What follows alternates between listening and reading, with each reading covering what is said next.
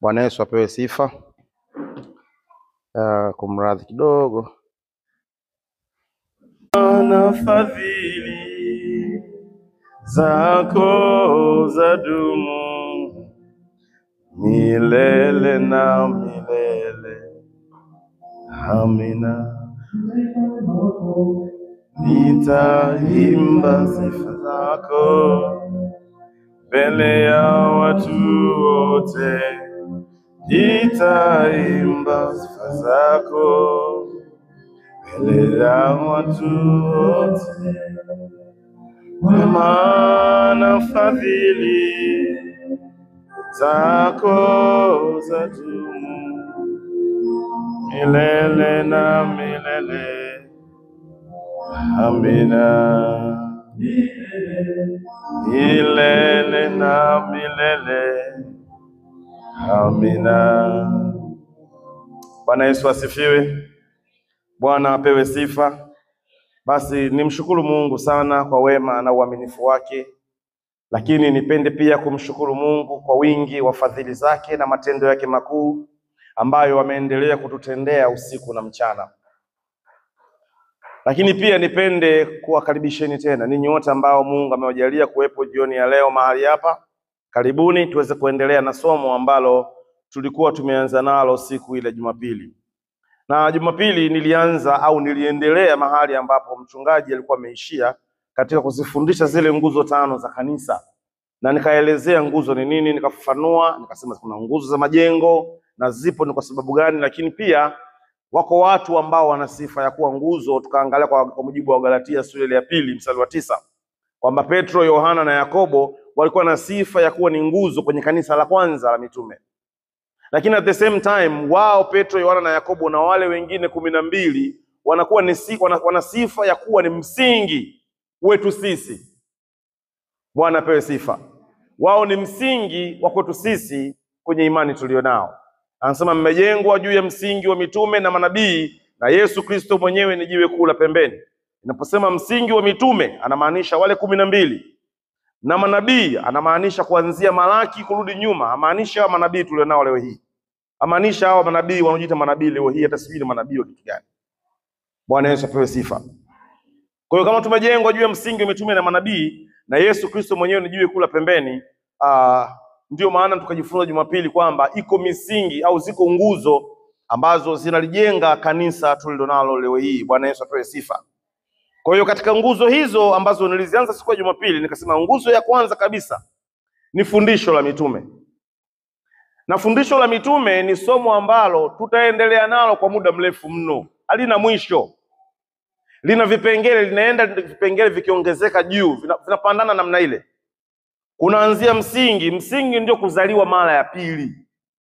Fundisho la mitume neno lake la kwanza kabisa la msingi ni nini maana ya kuzaliwa mara ya pili. Ndio kipengele cha kwanza kinachoanza kwenye hilo somo. Na ni somo refu mno. Nyinyi wote hapa mtakuja kuwa wazee, mtazaa watoto na vijukuu, tutakuwa tunaendelea na fundisho la mitume hapa. Mtakuja kuwa wahubiri ninyi na walimu, bado tunaendelea na somo la fundisho la mitume. Ninyi mtakuwa mnaliendeleza pia.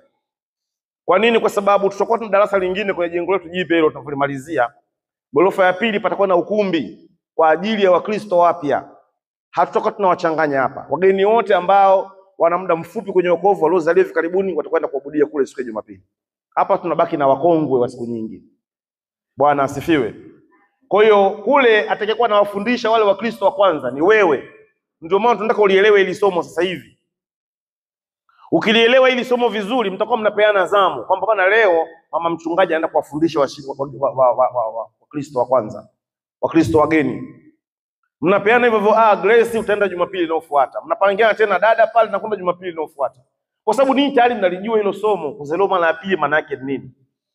Kwa hiyo ninyi ndio mtakuwa walimu wa watu wanaookoka baadaye. Msifikiri nyinyi ndio wa mwisho kuokoka, no. Wataokoka watu wengineo wengi. Hii kelege yote itapinduka kama mtashangaa wote. Hapata tosha hapa. Hapata tosha hapa. Watakuja, wala msiwe na haraka nao. Msiwe na haraka. Simameni nyinyi kwanza. Ninyi ndio mtakuwa msimame ili wale waje. Nyinyi msimame kwanza. Nyinyi mkiwa mnalegalega hivi bado mnayumba hivi, bado wale hawawezi kuja. Wale wanakuvutwa na nguvu za Mungu. Yesu anasema mwenyewe, mwana wa Mungu, mimi nikiinuliwa juu nitawavuta watu wote waje kwangu. Kwa hiyo Yesu kama hawavuti saizi, hajainuliwa bado katikati yetu. Bwana asifiwe. Na kuna namna nyingi sana za Bwana Yesu kuinuliwa katikati yetu. Anainuliwaje? Anainuliwa kwenye maisha yetu kwanza ya kiuchumi. Bwana Yesu anatakiwa ainuliwe kwa mienendo yetu na tabia zetu sisi wenyewe kwanza. Kama tabia na mienendo yetu sisi hapa haimpi Mungu utukufu, hebu niwashie feni ligeuzie huko kwangu kama hawataki feni. Liwashe nigeuzie huko mbele. Yaani mimi kwa kweli joto litanitesa vibaya sana. Nilisahau kwa geuzeni nyinyi. Nimefikiri kila mtu hapa katoka Marekani kama mimi. Mimi natoka kwenye ukanda wa baridi, kwa hiyo huku hili joto linanitesa. Yaani nachuja maji. Mwilini kwangu hapa nasikia namwagika maji. Bwana Yesu apewe sifa. Kwa hiyo hapo safi. Kwa hiyo sasa fundisho la mitume ndio kipengele cha kwanza na tutaendelea nacho. Kipengele cha pili ni ushirika, na lenyewe tutaendelea nalo. Ushirika ambao ndio nguzo namba 2. Tutaendelea na hilo fundisho tena na tena mpaka mwisho, mpaka wote mlielewe na muanze kuliishi. Kipengele namba 3 ni kuumega mkate. Kuumega mkate ni somo ambalo pia tutaendelea nalo. Huu ni msingi muhimu wa kanisa ambao tutaendelea nao, hauna mwisho. Kila tunapokutana lazima tukumbushane swala la kuumega mkate. Tunapotaka kuumega mkate, tukumbushane kwa nini tunashiriki meza ya Bwana, kwa nini ni muhimu kushiriki, kitu gani kinafaa kushiriki, kitu gani kinafaa kuwa mwili wa Yesu, kitu gani hakifai, kwa nini na kadhalika. Kwa hiyo somo la kuumega mkate au ushirika wa meza ya Bwana ni nguzo namba 3 katika nguzo muhimu za kanisa la Bwana Yesu. Lakini nguzo ya 4 ina vipengele viwili, ambapo kipengele kimoja ndio kinasimama kama nguzo ya 5. Kwa hiyo nguzo ya 4 ni kusali, na ndani ya kusali kuna kufunga. Ndani ya kusali kuna kufunga na kuomba, alafu kuna ibada. Anaposema kusali, ndani ya neno kusali kuna vipengele viwili. Kwa hiyo kusali ni kipengele cha kwanza, maana yake kufanya ibada. Hapa tuko kwenye ibada, tunamuomba Mungu. Lakini kipengele namba 2 ni kufunga na kuomba, ambao hii ndio nguzo namba 5. Naomba nizitaje zote kwa wakati mmoja uziandike. Nguzo ya kwanza ni fundisho la mitume. Nguzo ya pili ni ushirika. Nguzo ya 3 ni kuumega mkate. Nguzo ya 4 ni kusali. Na nguzo ya 5 ni kufunga. Bwana asifiwe. Sasa mimi leo nataka tuende kwenye nguzo namba 5. Bwana Yesu asifiwe. Nguzo namba 4 samani. Nguzo namba 4 ambayo ina vipengele viwili na tutavipitia vyote kwa wakati mmoja. Pale tutakapoishia basi tutaishia hapo hapo. Bwana Yesu asifiwe. Kusali kuna vipengele vikuu viwili. Andika nguzo namba 4 kwenye noti zako pale juu, andika nguzo namba 4 ndio kichwa cha habari, ambayo nguzo namba 4 deshi kusali. Kusali kuna vipengele vikuu viwili ndani yake. Kipengele cha kwanza ni kufanya ibada za kawaida. Kipengele cha kwanza cha kusali ni kufanya ibada za kawaida. Nawaulizeni hili swali, msije mkasikia aibu wakati nawauliza mbele za watu, alafu kila mtu akawashangaa, kwa sababu mmeshafundishwa. Kwa hiyo andika, itakusaidia. Kusali kuna vipengele vikuu viwili ndani yake. Kipengele cha kwanza ni kufanya ibada za kawaida. Kipengele namba 2 ni kufunga, ambako huambatana na maombi. Ibada ya kawaida, kumfanyia Bwana Mungu ibada, na maombi au na kufunga ni vitu viwili tofauti. Nitarudia tena. Kusali maana yake ni kufanya ibada ya kawaida, ambapo kwa lugha nyingine kusali maana yake ni kukusanyika pamoja. Anasema tena msiache kukusanyika kila iitwapo leo. Mkusanyiko wowote ule ambao tunakusanyika kwa ajili ya Mungu, tunakusanyika ili kusali. Maana kuna mikusanyiko ya umbea. Mnapanga tukutane baadaye. Bana vipi Doto? Kulwa. Tukutane baadaye. Mkikutana hapo mnachapa umbea tu. Basi nikwambie mwenzangu. Basi nikwambie. Juzi si nimeenda pale. Yule kaka unamjua yule amfaga vivi. Juzi sikanitongoza bwana. Mimi nikamwambia wewe shindwa kwa jina la Yesu. Sasa hiki kikao hakiwezi kuwa kwa ajili ya Mungu. Kikao kwa ajili ya Mungu, mkikutana mnajadili mambo ya Mungu, mnapanga bana Biblia inasema hivi. Mathayo. Huu ndio mkutano kwa ajili ya Mungu. Hawa ndio ambao Biblia inasema hivi, msiache kukutana kila itwapo leo. Umesema tusiache kukutana. Bwana asifiwe. Sasa kufanya ibada au kukusanyika kwa ajili ya ibada, hilo ni jambo wote tunalifahamu vizuri sana. Mimi nataka niende kwenye kipengele namba 2 ambacho ni kufunga. Ninyi wote mnajua ya kwamba mwezi huu wa 6 kuanzia tarehe 1 tutaanza maombi ya kufunga. Tutaanza safari yetu kuelekea mfungo. Na najua ninapotamka namna hii wengine miili inaanza kuogopa. Mungu wangu wewe. Kwa siri ugali. Najua miili inaogopa. Na nitakwambia kwa nini mwili wako unaogopa. Na nitakwambia kwa nini unasikia kutikiswa ndani yako. Bwana asifiwe. Kufunga maana yake ni nini? Unaposema kufunga maana yake ni nini? Kufunga maana yake ya kwanza, tafadhali andika. Itakusaidia baadaye. Andika. Ni kitendo cha mtu kukaa bila kula kitu chochote kiitwacho chakula. Kufunga maana yake ni kitendo cha mtu kukaa bila kula kitu chochote kile kiitwacho chakula. Ndio maana ya kufunga. Hakuna mahali Biblia imesema habari za maji hapa. Hakuna mahali Biblia imezungumza kuhusu maji au vimiminika. Kufunga maana yake ni kitendo cha mtu kukaa bila kula chakula tu, ndio kufunga. Na maana ya pili, kufunga huitwa funga au huitwa saumu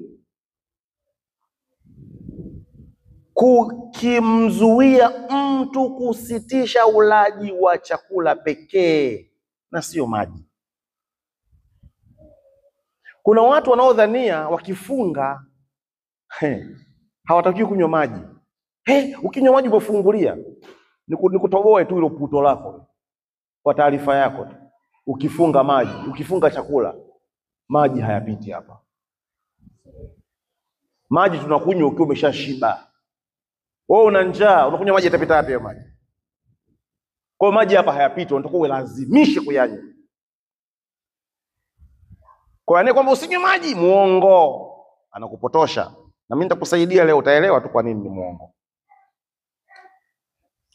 Maana ya tatu ya kufunga. Nirudie maana ya pili kama hujaandika. Kufunga huitwa funga au saumu kukimzuia mtu kusitisha ulaji wa chakula pekee sio maji. Funga, hilo neno funga maana yake stopisha kula. Sisi wote huwa tunafunga. Wote binadamu asili yetu sisi ni kufunga. Sikia, ikishafika saa 12 jioni ya siku yoyote ile, mfungo wako unaanza. Masaa 12 ya usiku yote hatutaki kula kitu. Ni kawaida, kiasili ya binadamu. Na nitawaelezeni kwa nini. Mna magonjwa mengi sana kwenye miili yenu, mengi. Na haya magonjwa yote haya, kwa taarifa yenu tu, yanatokana na ulaji mbovu wa chakula. Bwana asifiwe. Mtanielewa tu polepole. Namba 3, tafsiri ya 3 ya kufunga. Kufunga hakuwezi kuitwa saumu au hakuwezi kuitwa ni funga ya kweli kama mtu aliyesitisha kula hafanyi tendo hilo sambamba na kuomba. Yaani ukishinda nyumbani wewe kutwa nzima umenuna mwenye kwa sababu unaangalia saa.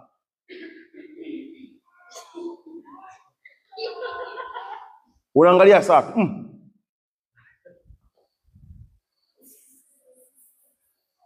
Ikifika saa 11 utauje. Unataka kupika pika kutwa nzima umekaa wewe hujafunga, umeshinda na njaa. Ili zoezi la wewe kukaa bila kula liitwe ni kufunga, lazima kila baada ya masaa 3 unaomba, Baba katika jina la Yesu, ninakushukuru Mungu wa mbinguni, umenisaidia Bwana majeshi. Siku ya leo hii niko kwenye kufunga Baba, nimejitoa mimi kama dhabihu, nimejitoa kama sadaka mbele yako Mungu. Baba nakushukuru. Hata kama unaomba dakika 5 tu au 10 zinatosha. Kwa sababu kifunga unakuwa umechoka.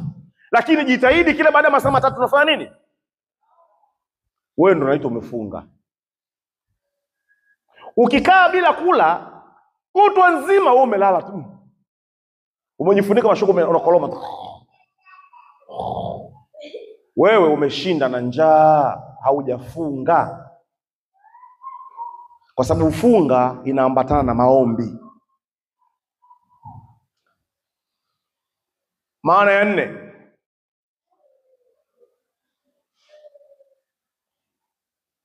Maana ya 4 ya kufunga. Nimesema, maana ya 3 nimesema kufunga hakuwezi kuitwa ni kufunga kama mtu aliyesitisha kula chakula hafanyi tendo hilo sambamba na kuomba. Kama huombi, wewe haujafunga, umeshinda na njaa. Namba 4. Kufunga ni kafara iliyo hai. Kufunga ni kafara iliyo hai. Wangapi mnajua kafara nyinyi? Kafara ni sadaka yoyote ile ya kuchinja. Sadaka inayohusisha wewe kuua kitu kingine. Ndio inaitwa kafara. Ndio inaitwa dhabihu. Tutajua kuzungumza habari za sadaka hizi pia. Habari za sadaka tutajua kuzizungumza. Mungu akitujalia. Tuna mambo mengi ya kujifunza sana, mengi mno. Kuhusu sadaka ziko za aina ngapi, sadaka gani ni muhimu, kuhusu maombi yako ya aina ngapi, maombi gani ni muhimu na kadhalika. Tutajifunza yote kadiri Mungu anavyotupa nafasi. Bwana asifiwe. Kwa hiyo kufunga ni dhabihu au ni kafara iliyo hai. Yaani hii kafara hii unaoitoa wewe hapa hii haihitaji kuua kitu kingine, kutoa uhai. Kule wewe kukaa na njaa tayari kwako ni kafara. Kuna kitu umekiua, kuna kitu umekinyamazisha kwa nguvu. Usifikiri mchezo. Unashinda kutwa nzima, vyakula viko hapo. Unajua ukifunga, niwapeni siri moja. Ukiwa kwenye maombi ya kufunga, ndio kipindi watu wote wanataka kukupa ofa ya chakula. Ndio kipindi wanataka kuku anachinjwa. Bwana tumechinja kakuku bwana, karibu. Ndio siku ambayo hata mtu ambaye uko unamtarajia anataka kukupa zawadi ya chakula. Bwana karibu ule chakula. Jamani njoo ule. Hata lijitu yenye roho mbaya lichoyo, siku hiyo ninakukaribisha chakula. Dada nani? Kulwa. Pilau hii akakula mwaya. Mimi hata sijisikii, naona bora ule wewe, mimi nitakaa na njaa. Kwa sababu umefunga. Bwana asifiwe. Kwa hiyo hii ni kafara ambayo shetani mwenyewe anaijua. Kwa hiyo ukitangaza tu kwamba nataka niitoe kafara hiyo, unaanza kusikia kichwa kinaanza kukuuma. Hivi ninavyoongea hapa kuna watu kichwa kinawauma tayari. Kuna watu wanasikia njaa na umekula mchana. Kwa nini unajua mwili wako kwamba no. Hiyo kitu usifanye, usisubutu. Usije ukasubutu kula, usije ukasubutu kufanya hiyo kitu. Maombi haya kula nao kwambia ni tofauti na Ramadhani yenu mnayofanya. Ni tofauti na Ramadhani. Kwa sababu Ramadhani hamfungi. Mnabadilisha muda wa kula. Sivyo mnakula saa 12 jioni. Alafu mnakula dako saa 6 usiku. Alafu saa 9 mnaamka mnatwanga tena. Si ndo dako mnaita, si ndo kitu gani cha kusukumizia. Alafu asubuhi ndo mnaenda maombi kufunga. Kwa hiyo ratiba inabadilika. Kwenye Uislamu ni ratiba inabadilika. Awali mchana, wanakula usiku. Basi ndo tofauti yake. Hawafungi. Wanabadilisha ratiba. Haya maombi haya nakwambia Kulwa. Haya ni maombi konki master. Mimi nayokuambia. Utajaribu siku hizo?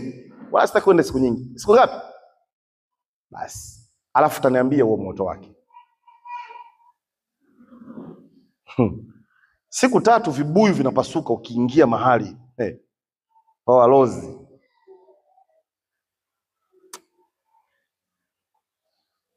Bwana apewe sifa. Haleluya. Warumi sura ya 12 mstari wa kwanza. Nimesema kufunga ni kutoa dhabihu, ni kutoa sadaka ya kafara. Warumi 12:1 inasema itoeni miili yenu iwe dhabihu takatifu, iwe dhabihu iliyo hai takatifu ya kumpendeza Bwana.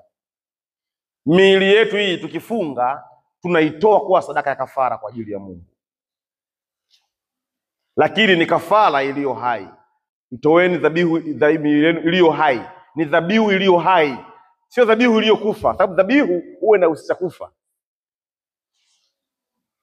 Hii ni dhabihu iliyo hai, tunamtolea Mungu dhabihu iliyo hai, na anasema ndiyo ibada yenu yenye maana. Kufunga ndiyo ibada yenye maana kuliko zote.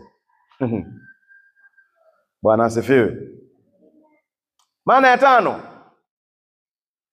kufunga ni kujinyenyekeza mbele za Mungu.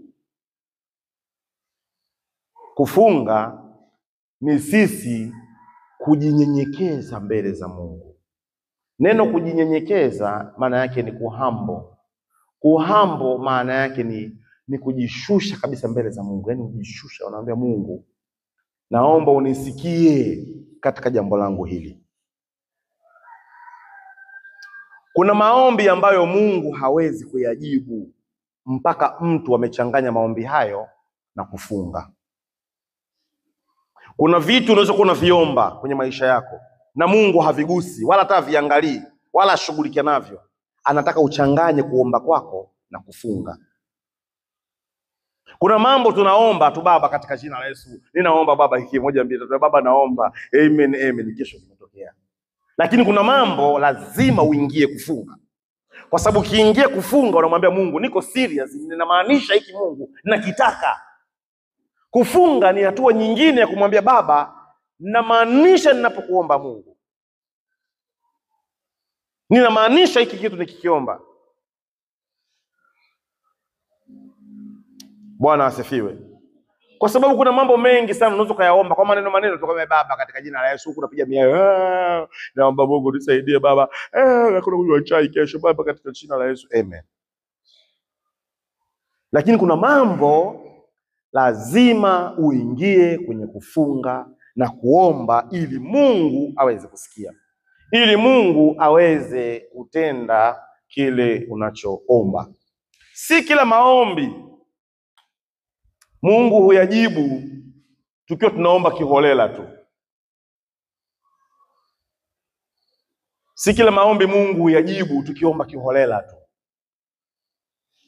Kuna maombi ambayo ni lazima tuingie kufunga na kuomba. Kwa hiyo kufunga maana yake ni kujinyenyekesha mbele za Mungu, ni kunyenyekea mbele za Mungu. Ndio maana ya kufunga. Bwana asifiwe. Hebu nifungulie Mambo ya Nyakati wa Pili sura ya 7 na mstari wa 14.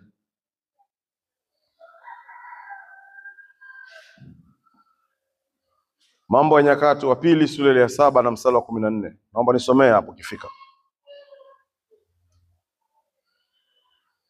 Mungu wetu wa ajabu, Mungu wetu wa ajabu, Mungu wetu wa ajabu, tendo yake ya ajabu, eli Mungu wa ajabu, eli Mungu wa ajabu.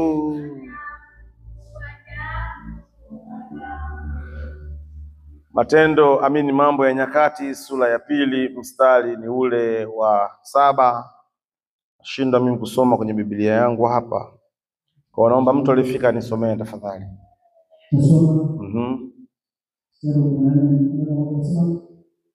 Ikiwa watu wangu walioitwa kwa jina langu watajinyenyekesha na kuomba na kunitafuta uso na kuziacha njia zao mbaya, basi nitasikia toka mbinguni na kuwasamehe dhambi yao na kuiponya nchi yao. Bwana asifiwe. Naomba nisikie. Anasema hivi, ikiwa watu wangu ambao ndio sisi hapa tulioitwa kwa jina la Yesu, sisi tukifanya mambo mawili. Jambo la kwanza anasema tukinyenyekea, tukijinyenyekeza mbele zake, na jambo la pili tukiomba. Unaona haya maneno mawili, kunyenyekea na kuomba. Tukinyenyekea na kuomba. Hilo neno tukinyenyekea linasimama badala ya tukifunga na kuomba. Anasema ndipo nitasikia kutoka mbinguni juu. Anasema nitasikia na kuiponya nchi yao. Sikiliza, ikiwa watu wangu walioitwa kwa jina langu watajinyenyekeza mbele zangu na kuomba, mambo mawili yanaenda pamoja. Huwezi kunyenyekea bila kuomba. Nimesema ukijinyenyekesha kwa kufunga, alafu kutwa nzima ukashinda umelala ndani, wewe umeshinda na njaa. Vitu viwili lazima viende pamoja. Ujinyenyekeshe kwa kuacha kula chakula, alafu na uombe pia.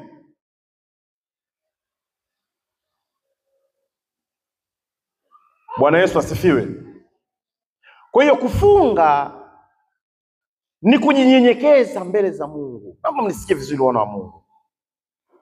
Nitakapokuwa nikifafanua faida za kwa nini ni lazima wewe ufunge, utanielewa vizuri sana. Nitakupa kionjo kimoja. Mnaona huu mwili wa binadamu? Huu mwili wa binadamu Mungu alivyoutengeneza. Hebu naomba mnisikilize. Nyoa dada, pay attention. Hiki nasema ni muhimu sana. Huu mwili wa binadamu Mungu alivyoutengeneza, ameutengeneza huko automatic. Mwenyewe hauhitaji msaada. Mwili wetu uko very automatic. Huu mwili si unakula chakula, ugali, sawa, unakunywa na chai, unakunywa na maji, juisi ya passion, sijui miogo, sijui chipsi. Baada ya siku mbili huu mwili automatic wenyewe unaenda ndani huko wenyewe, unajichakata, alafu ghafla unasikia mkojo umekubana. Ule mkojo ni mabaki ya maji machafu uliyokunywa, mwili ukayachuja, ukasema haya hayatakiwi, unaenda chooni unayamwaga. Baada ya kuyakojoa, tumbo lako unaanza kusikia nakwambia kuna mzigo umeshuka ambao hautakiwi mwilini. Unaenda chooni, unapata haja kubwa. Hiyo haja kubwa ni mabaki, ni uchafu wa vyakula ulivyokula vimebakia, ndio unavitoa. Nisikize unielewe vizuri. Kama ukienda haja na ukatoa choo kingi, yani ukatoa mapurugudu mengi, hii ni ishara ya kwamba vyakula unavyokula wewe vingi ni takataka, havina faida kwenye mwili wako. Wewe unakula takataka. Unatakiwa ukienda chooni kwenye haja kubwa utoe choo sehemu ndogo, ikiashiria ya kwamba sehemu kubwa ya chakula ulichokula kimeenda kwenye mwili kufanya kazi nyingine. Ukila mfano sahani ya ubwabwa imejaa tele lundo, alafu asubuhi ukaenda ukafurumusha mzigo sawa sawa na sahani ya ubwabwa uliokula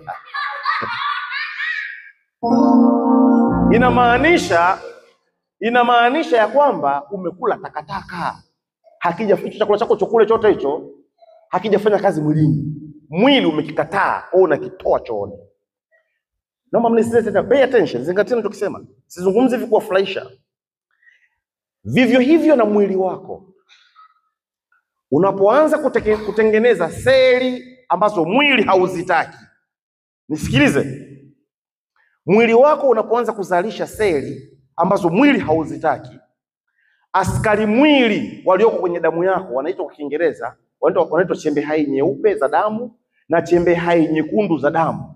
Zinapogundua kuna seli ambazo ni hatarishi kwenye maisha yako, zimezalishwa, chembe hai nyeupe na nyekundu za damu huwa zinapambana kuzikusanya hizo seli hatarishi zote, alafu zinazirundika mahali ndani ya mwili wako.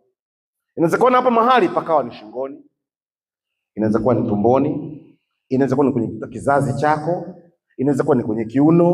Unaweza kushangaa tu ghafla pupu linundu limeumuka hapa, hujui limetokea wapi. Unaweza kushangaa papu nundu imetokea hapa imekubwa, hujui imetokea wapi. Papu unaweza kushangaa nundu imetokea hapa, inaweza katokea hapa. Hii nundu ukiishika ni ngumu, wanaita kitaalamu uvimbe. Uvimbe wowote usiouelewa ukae mahali popote kwenye mwili wako, ni mkusanyiko wa seli hatarishi kwenye mwili wako. Huu mkusanyiko umewekwa hapo kwa sababu hizo seli hazitakiwi kusambaa kwenye mwili. Sasa unisikilize vizuri. Kuna seli ambazo zinaweza zisiwe hatarishi kwenye mwili wako. Nisikie. Kuna seli ambazo zinaweza kuwa ni seli za kawaida tu. Kwa mfano, kuna seli ambazo huwatoka wavulana na wasichana wanapobalee. Unaona usoni ghafla tu vinatoka, vinaumuka, vinavimba, vinavimba. Hivi mara nyingi hivi sio hatarishi sana. Ukitaka kujua ni hatarishi, ukikishika hivi kinakuwa ni kigumu. Hakitengenezi usaha ndani yake, kinakuwa ni kigumu. Ujue hiyo ni seli mbaya. Hautakiwi kukitoboa. Kwa sababu ukikitoboa kinaweza kuwa na seli za kansa. Ukitoboa ndio unatawanya. Sikia nikueleweshe vizuri.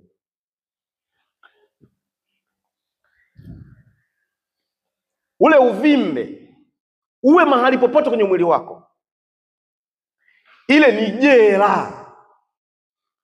Ni jela ya seli hatarishi kwenye mwili wako, zimefichwa pale zisitoke. Sasa madaktari wengi mnielewe, madaktari kazi yao kubwa ni kuuza dawa zilizomo mahospitali. Kazi ya madaktari, narudia, kazi ya madaktari ni kuuza dawa zilizomo mahospitali. Ndio madaktari hawezi kukushauri njia mbadala ya kutokutumia dawa, hakwambii. Anakuandikia madawa tukanunue hiki, kanunue hiki. Ndio kazi yao. Sasa unapokuwa na uvimbe, na uvimbe huu wanataka kuutoa, wakikwambia kwamba ngoja tuutoboe kwanza, tuupime tuone, je, huu uvimbe una kansa au hauna kansa ndani yake, wanaenda kukuua. Kwa sababu wakisha utoboa, maana yake wametengeneza mlango wale vibaka waliofungwa pale ndani watoke nje. Wakitoka nje wanakuwa wamekasirika kwa sababu ule uvimbe unakuwa umewatunza, wako jela, wana ghadhabu. Kwa hiyo wakiutoboa tu vibaya nje, wale wafungwa wakatoka, umeisha. Baada ya hapo inaanza ni kansa mpaka mtu anakufa. Madaktari huwa hawawaambii. Kwa hiyo unaona wamama wengi ambao wako wanaenda kupimwa matiti, anakuta na vimbe ndani ya titi, linundu ligumu. Wanasema wewe una uvimbe. Huu uvimbe huu wakikudanganya tu, ngoja tuutoboe, tukaupime maabara, tuone kama ni uvimbe wa kansa au sio kansa, umeisha. Yaani maombi yako unatakiwa uombe Mungu. Wakirudi kukuambia uvimbe ulikuwa ni wa kansa, ujue kansa ishasambaa kwenye mwili wako. Baada ya hapo, nitia maji mpaka unakufa. Dawa waambie sitaki muupime, sitaki mpime mjue ni kansa au sio kansa, nataka muukate kabisa. Wakate na waondoe. Watu vivi liko limefungwa wanalikatia mbali, wanalitoa. Kwa sababu wakitaka kupima kama ni kansa au sio kansa, wakisha likata sasa ndio wakalipime huko. Wasilikatie, wasilitoboe kwenye mwili wako. Hii kitu hii madaktari hawakwambii ngo. Kwa nini unajua? Kwa sababu wanataka kansa, ukishapata kansa wao wanatengeneza pesa. Unaanza kufanya chemotherapy, sijui kimo nini, sijui uanze kwa dawa gani, na madawa ya kansa ni makali kweli. Mara uende kwenye mionzi, mara uanze sijui kwenye. Hizo zote ni pesa.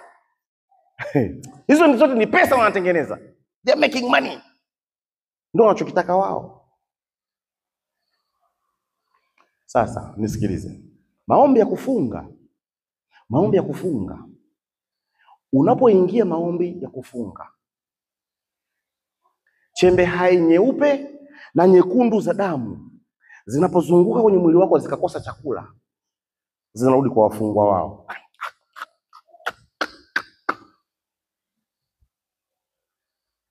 Vimbe zinayayuka wakati wa kufunga. Zinayayuka namna gani? Kwa sababu chembe hai nyeupe za mwili zinakuwa na hasira, hamna chakula kinachoingia. Zikisikia hasira, zinatafuta chakula kwa nguvu. Wanakumbuka kuna mahali tuliwahifadhi washenzi. Waenda kuwavamia. Wanaanza kuwatafuna, tafuna. Ukienda kupima leo wanakuambia uvimbe umepungua. Ulikuwa sijui milimita 10, sasa hivi umebakia milimita 6. Endelea kufunga.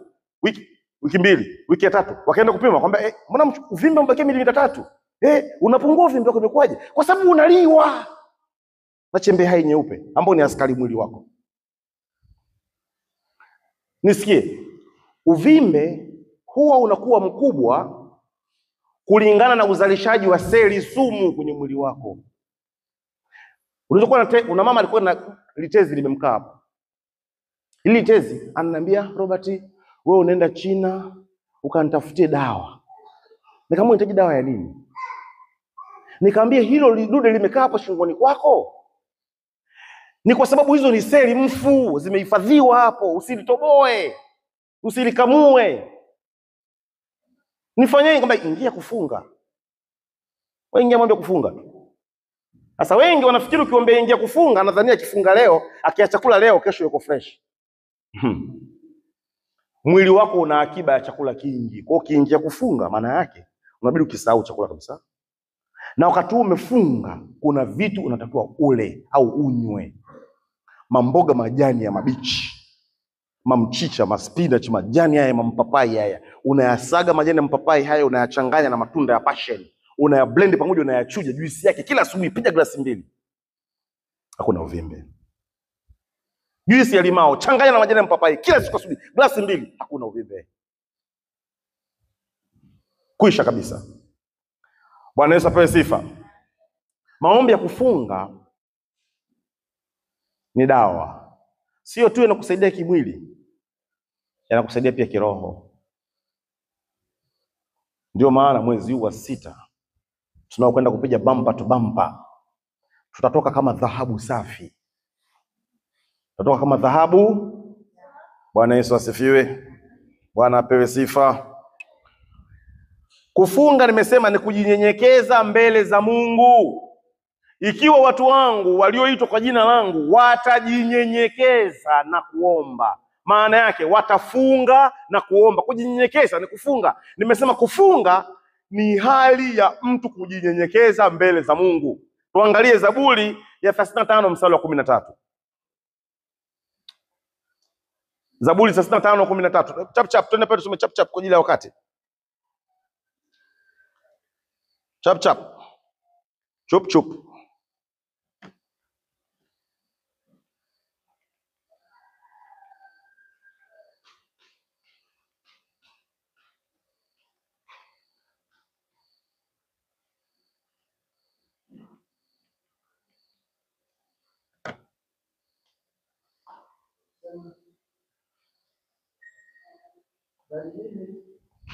Zaburi 35:13. Bali mimi walipougua wao, roho yangu ilikuwa gunia. Walijitesa nafsi yangu kwa kufunga. Maombi yangu yakarejea kifuani mwangu. Ngoja kwanza, Zaburi ya 20 ngapi? 20 anasema bali nalijinyenyekesha nafsi yangu katika kufunga. Zaburi 20 ngapi? Biblia yangu nimeiacha nyumbani. Anyway, Bwana Yesu apewe sifa. Anasema bali mimi walipougua wao, anasema nguo yangu mimi ilikuwa ni gunia. Sikiliza muone Daudi mfumo wake ulivyokuwa. Daudi alikuwa ajabu kweli.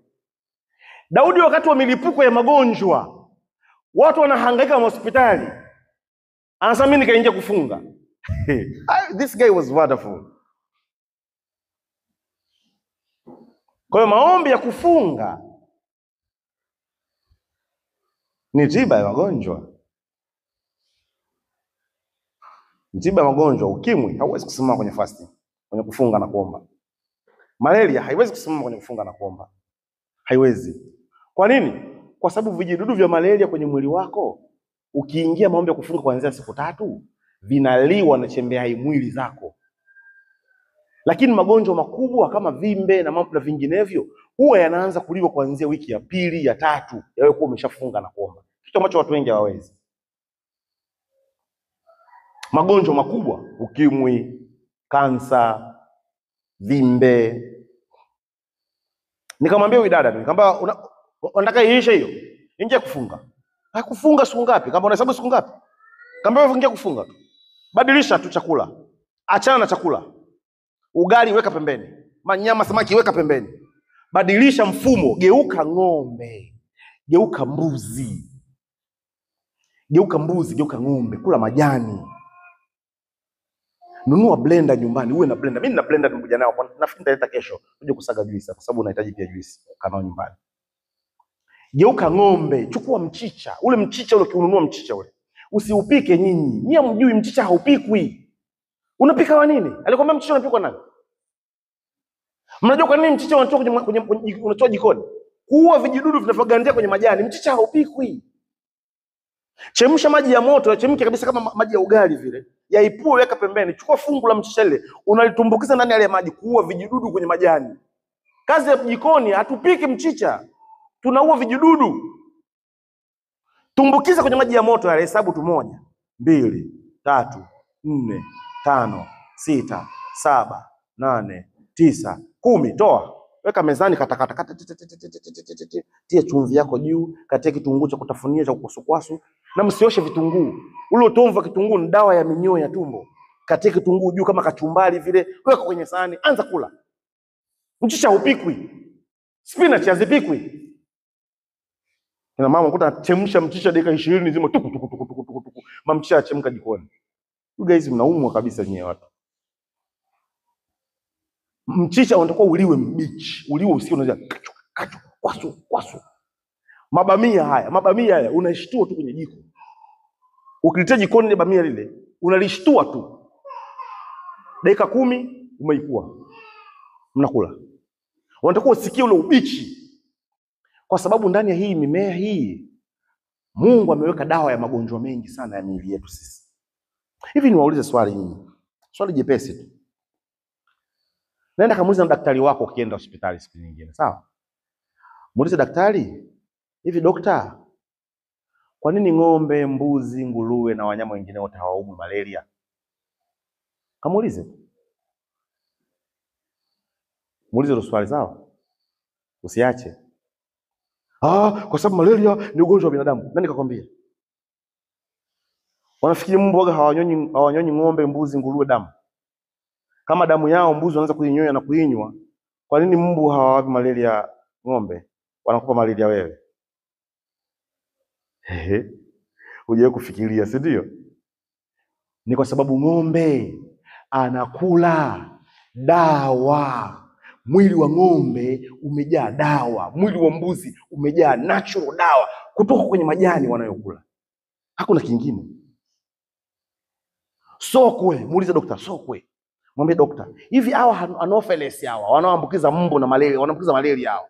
Hawa Anopheles hawa hawanyonyi damu ya manyani au masokwe?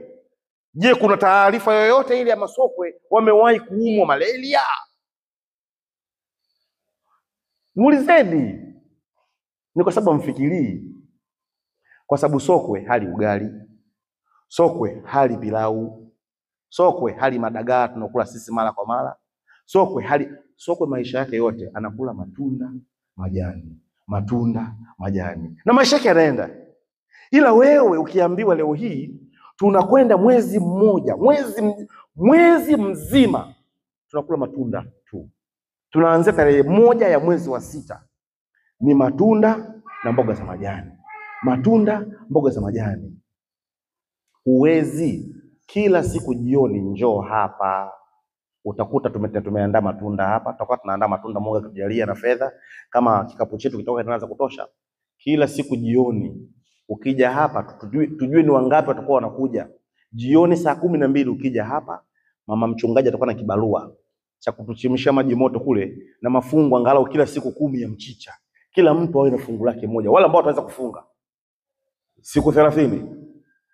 Hakuna ugali, hakuna nyama, hakuna supu, hakuna chochote. Tunakula nini? Ndizi, maparachichi, mboga za majani, matunda, zabibu, machungwa, juisi ya passion, juisi ya embe. Sio za kupima, sio za madukani. Msile sumu zile. Kama maembe yapo, tutakula maembe. Kama mapasheni yapo, tutakula mapasheni. Kama malimao huu ndo msimu wake, tunakula malimao. Kama machungwa huu ndo msimu wake, tutakula machungwa hapa. Na ukitoka hapa, tafadhali ukifika nyumbani ulale. Usianze kutaka kukoroga uji. Ngoja nikoroge ugali kepesi, ugali kalaini, utakufa. Bwana asifiwe. Siku 30. Na mwambieni hivi, siku 30. Uwe mwaminifu. Tutakaa asubuhi, wote mko majumbani fanya shughuli zenu. Hapa tunakutana saa 2 usiku. Tutakula matunda yetu, tutakunywa juisi yetu, kama ni glasi moja au glasi mbili, tunatawanyika kwenda kulala. Kesho tunakutana tena jioni. Kwa hiyo kuanzia tarehe 1 ya mwezi wa 6 tutakutana kila siku jioni hapa. Wale tu ambao mtakuwa mko kwenye hii safari. Kama wewe unachwanga mabumundo nyumbani, usije hapa. Utapata laana. Bwana asifiwe. Huwezi kufa. Mama, huwezi kufa. Yaani utakuwa salama kabisa. Asikudanganye mtu. Maji. Ukiweza kunywa lita 100 kwa siku, kunywa. Maji kunywa mengi. Kwa nini lazima unywe maji? Hayo nitayafundisha siku ya Ijumaa wakati naelezea namna sahihi ya kuyafanya maombi haya ya kufunga. Namna sahihi. Hatufungi tu kiholela. Na kama unajisikia uoga, anza kesho masaa 12. Asubuhi mpaka jioni usile. Ikifika saa 12 jioni, teka kaugali kako, tengeneza kanyama kako, kula. Unaliandaa tumbo lako kwa ajili ya safari ya mwezi mzima. Anza mazoezi, anza sasa hivi. Anzia kesho. Mimi nimeshaanza tayari. Mimi nimeshaanza zamani. Naendelea. Najiandaa kwa sababu na muda mrefu sijafanya mambo ya kufunga marefu namna hiyo. Huyu master hapa huyu kufunga ni sehemu ya maisha yake. Huyu hataji kujiandaa. Huyu kimkumbusha kesho tu tunaanza kuteleza naye tu. So hata mwili wake ulivyo. Mimi na wewe hatufanani. Mtu mwili wa kufunga unaojua na mwili unaobukanya unaojua. Huu ni mwili wa kubukanya. Huo ni mwili wa maombi. Mwili wa kufunga unaojua, ukiuangalia huyu ni muombaji. Kwenye makanisa ya kiroho ukienda, ukitaka kujua mchungaji wa ile kanisa ni muombaji, angalia matumbo. Ukiona katumbo kamemamba hivi, unajua ile pasta ile inachapa msosi. Kwa hiyo nimekusudia mwezi huu wa 6 nibadilike. Yaani nataka nibadilike. Mimi hiyo blender nimenunua Marekani, nimekuja nayo. Nasema hii blender hii naibeba kwa sababu hiyo blender ni kiboko. Utaiona kesho nitakuletea asubuhi. Hiyo ni balaa. Ukiliwasha hapo hata ukitema barafu yanasagwa yanakuwa maji. Mchezo. Kwa kesho nitalileta asubuhi ili tuanze kutengeneza juisi kwa ajili ya maombi ya kufunga. Juisi hii itatiwa vitu vifuatavyo. Itatiwa majani mabichi ya mpapai. Majani mabichi ya mpapai yanaongeza chembe hai nyeupe na nyekundu za damu. Ndio unazozihitaji kwenye mwili wako. Kwa hiyo majani ya mpapai yanakatwa kidogo kama mkono mmoja hivi, unatiwa mlenda, unakata, unatia kwenye blender. Mapensheni kama hapo ninaona juice jikoni pale, kuangua mapensheni ya kutosha, atie humo ndani. Limao kama zipo na menya limao unakata hivi na tumbukiza ndani humo ndani. Machungwa tumbukiza ndani humo.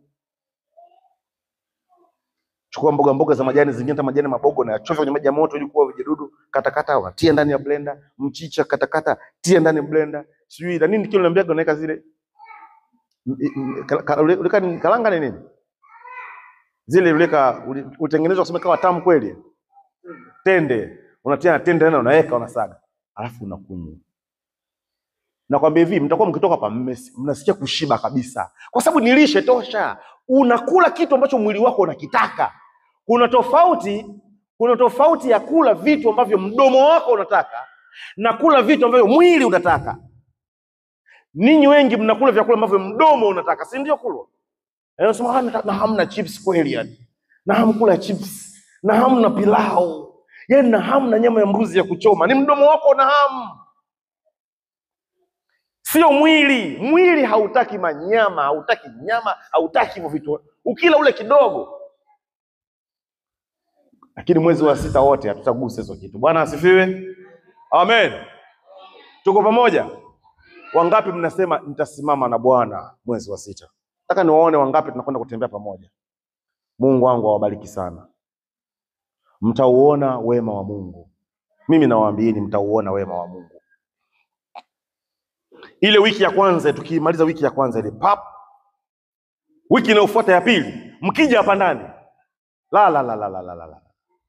Mtaniambia. Wiki ya kwanza mwili unashtuka kwanza, sababu hujazoea.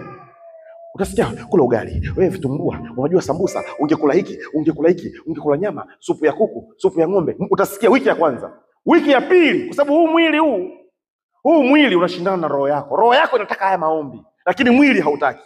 Kwa hiyo siku ya kwanza kichwa. Yaani utasikia kichwa kinakuuma. Utakuwa unatembea ufanye. Kichwa kama sio chako, kinavyouma.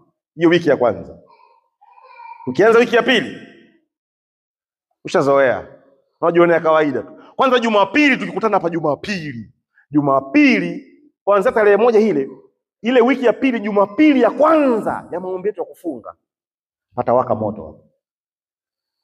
Unless katikati yenu kuna watu wanadanganya. Lakini kama wote mnasema nasimama na Bwana, Jumapili ya kwanza patawaka moto hapa. Yaani nitakuwa nikisema tuombe, unasikia baba, kwanza unasikia moto mwili wako. Unasikia moto unakutembea kwenye mwili. Ushakusikia moto unatembea kwenye mwili wako? Ushakusikia? Mtaniambia. Mimi siongei porojo. Ninyi mtaniambia. Na nikuombe, chochote utakachokisikia kwenye mwili wako, tuambie. Tuambie ili wenzako nao wasione maajabu. Mwingine anasema sasa mtumishi, mimi na kamimba kangu wake itakuwaje sasa? Kuna mimi naruhusiwa na kamimba kangu waka. Mimi mbona nitakuwa nile sana kwa ajili ya mtoto. Sasa mimi nikifunga mwanangu satakuwa na njaa huko tumboni. Acha uongo wewe. Funga. Utakuwa unakula jioni chakula cha kutosha. Mama Kijasho huko? Nipungie mkono basi. Kama nimekuona vile uko nawaza, si ndio? Sema kama nasema uongo. Ni kweli. Bwana Yesu apewe sifa. Naenda kumalizia sasa, bado dakika 8 nimalizie. Kufunga ni zoezi la kuzisikilizisha sauti zetu juu mbinguni. Tunapoingia maombi ya kufunga, tunazisikilizisha sauti mbinguni. Namalizia hapo, tutaendelea Ijumaa. Naomba mjiandae, tarehe 1 ni wiki inayokuja hii. Tarehe 1 ni kesho kutwa. Yaani tarehe 1 ile sharp tunaanza. Kwa naomba wale ambao mna waume zenu, mpe taarifa mume wako. Kwa sababu ukiingia maombi ya kufunga, unapoingia maombi ya kufunga, ule upako ukianza kushuka juu yako, unaamsha na hamu ya mume wako. Yaani mume anasikia kukutaka, anasema, mama nani umekuaje? Hebu sogea hapa kwanza nikushike. Mwambie bwana we, kama una shughuli zako maliza kabisa. Tarehe 1 naanza mfungo. Mtaarifu, mwambie naanza mfungo tarehe 1, kwa hiyo maliza njaa zako kabisa. Ili mimi nikiingia maombi yangu sitaki vurugu. Sitaki tena usiku geukia huko. Geukia huko. Maombi ya kufunga maana yake ni kuzisikilizisha sauti zetu mbinguni. Soma Isaya 58, andika Isaya 58 mstari wa 4, andika na Ezra sura ya 8 mstari wa 21, na tutakuwa tunamalizia hapo. Kwa sababu najua na taarifa, nakumbuka mtumishi habari za huyu binti yetu ambaye tuliambiwa kwamba nyumbani wanapiga kelele na chelewa kurudi. Kwa hiyo jitahidi tumalize mapema hapa, tuahirisha tukimbie. Hawai kabla giza hajazama hapa, sawa sawa? Na kama pia ukienda kule kwa wakala na kuchukua muda pia unaweza kaachana nako. Kaenda kesho. Bwana apewe sifa. Kufunga ni zoezi la kuzisikilizisha sauti zetu mbinguni kwa Mungu. Kazi unapofunga maana yake unasema mbingu nazisikie dua yangu na maombi yangu. Naambia Baba, naomba mbingu zikasikie kuomba kwangu. Kwa hiyo kufunga ni kuzisikilizisha sauti zetu mbinguni. Kulwa, mambo yatakuwa sawa. Unanisikia? Mimi nimekuambia wewe usiogope. Tulia kwa Bwana. Tulia. Utauona mkono wa Bwana ulio mkuu. Tulia. Mama, relax. Mambo yatakuwa sawa. Halo? Mambo yatakuwa basi. Kila kitu kitaenda vizuri yani. Yaani kila kitu, kila jiwe nakwambia, tukianza mambo ya kufunga, kila jiwe linajisogeza mahali pake. Pap. Na ili na pap. Na ili na pap. Kila jiwe linakaa mahali pake. Isaya 58:4, nisomee chap chap. Naomba nisomee haraka haraka kwa ajili ya wakati. Tuna dakika 5 hapo nimalize. Tazama, nini mwafunga mpate kushindana na kugombana na kupiga kwa ngumi ya uovu. Siku ya leo hata kuisisa juu. Sikiliza, anasema ninyi mnafunga ili mshindane.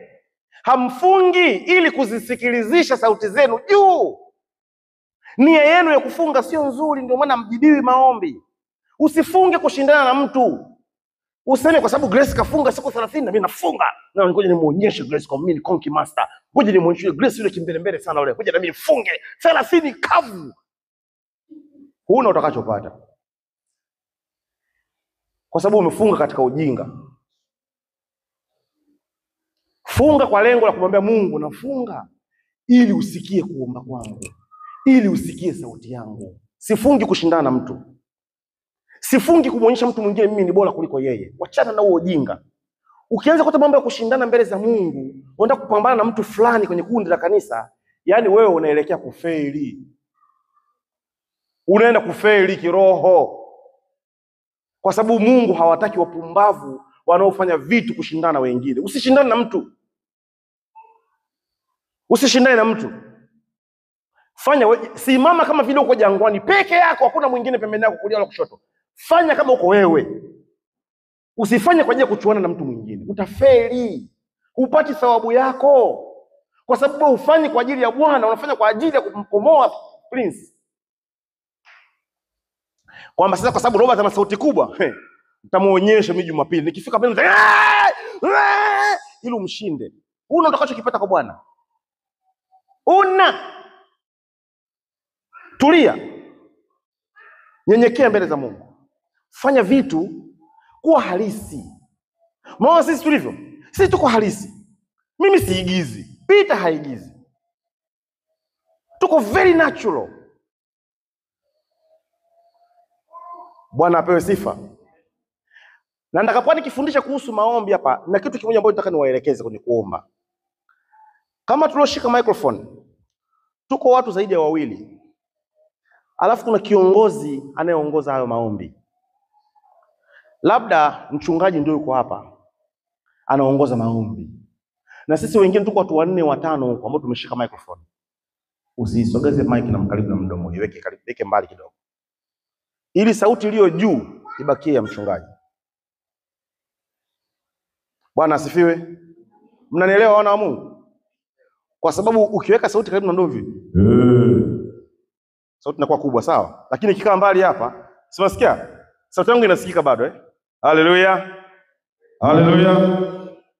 Unaona tofauti? Sasa hiyo inabidi iwe ya mchungaji. Sisi wengine wote mic zetu zinashuka chini. Zibakiza kuitikia pa haleluya, Bwana asifiwe, amen, amen, ziko chini. Lakini ya mchungaji inakuwa iko juu. Hasa baba yetu anapokuwa anaongea. Huyu ni baba. Akiwa anaongea, sisi mic zetu zinashuka chini wote. Chini. Usiweke uwe kama unashindana naye. Yaani yeye akipaza sauti na unapaza. Wacha ya kwake ipande, zetu zishuki. Bwana asifiwe. Amen. Na anasema hayo akiwa mchungaji anaomba. Mchungaji. Nikiwa naomba mimi, weka mic yako sawa, tupambane bamba tu bamba. Lakini mchungaji akianza kuongea, wengine mic zote zishuke chini. Jumapili nilikuwa na hapa waimbaji hapa signal, shusheni mic zenu chini. Kwa nyuma naambia shusha mic chini. Amnielewi. Shusha mic chini, amnielewi. Nikasema yeye niwaache, nitaongea nao nikiwa nazungumza nao. Mchungaji akiwa anaongea hapa mbele, wote mic zishuke chini. Hata ya kwangu pia chini. Mimi ni nani akiwa anaongea yeye? Bwana Yesu apewe sifa. tumalizie Ezra 8:21 chap chap. Ezra 8:21 inasema hivi, nisome hiyo kwa sababu najua muda umeshaenda. Wakati wana wa Israeli wanaenda kujenga hekalu Yerusalemu, Ezra, okay, nafikiri hii nitaizungumza kipindi kinachokuja, muda utatosha kuifafanua. Bwana Yesu apewe sifa. Ijumaa nitaendelea na kipengele hicho. Kwa sasa naomba nitamatishe kwa ajili ya muda.